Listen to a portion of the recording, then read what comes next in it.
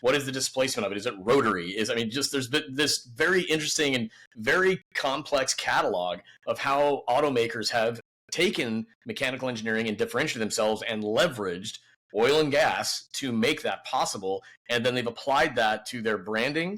And then to your point about design language and what does a brand represent at the aesthetic side of it, it's been a very complex blend of product development for a very long time that has created in my opinion, an emotional product that people buy into, and it becomes a part of their identity.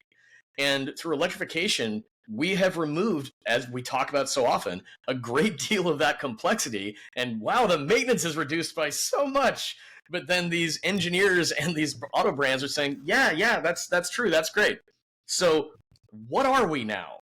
Because now we're all sourcing prismatic cells or cylindrical cells from Panasonic or whoever it might be. Okay, fine. We have an electric motor. What's the differentiation of that? Well, it's a rotor and a stator, and ours is behind the axle. But the gearheads are like, V8 sounds fun to some people. It's got a Hemi. Like however you want to go about it. It's been fun for years. But to Lauren's point, it's like it kind of just goes in one ear and out the other for some people, because then they buy it. Has for a lot of years. Yeah, exactly. Yeah, but it's still been a marketing talking point. What's hugely important, increasingly now, the whole user interface, how easy it, can you bring your digital world seamlessly into your car with you? How does it work with you? And how complicated or how simple is it?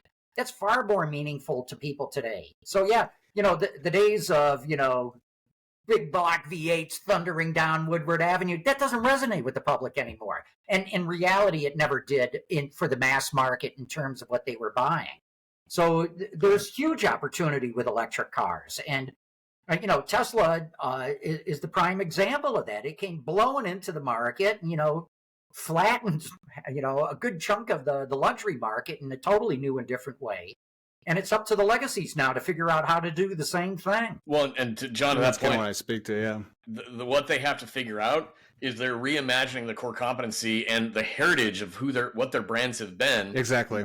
Not being mechanical engineering, not being around the big loud. That's the thing too, is even the sensory experience of the brand that they've built for a century. We are taking away the sound. We are taking away the feel of a rumble. There are things that we hear this all the time. The smell. That all works for Kia. Who has ever said they want the rumble of a Kia? And so that's why I'm talking about. That's why it works so well for them. Warren, you were bringing it up. Hyundai, Kia, Genesis. Yeah, they're rocking it. If you had told me pre-COVID that in 5 years people would be paying $60,000 for a Kia, I would have laughed at you. You don't know what you're talking about. They have been brilliant, Kia and Hyundai, at going, hey, here's our opportunity. Toyota's dragging its feet. Honda's trying to figure out what to do. Nissan, they tried. They're not even in the picture. Here's our chance. Because those are the people who cross-shop our cars. It's not the Detroit 3. It's the Japanese who cross-shop, to an extent, maybe Volkswagen. So they took the bull by the horns, and they've run with it.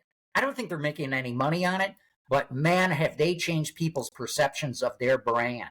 And now they're perceived as one of the leaders in electrification, at least amongst the legacies.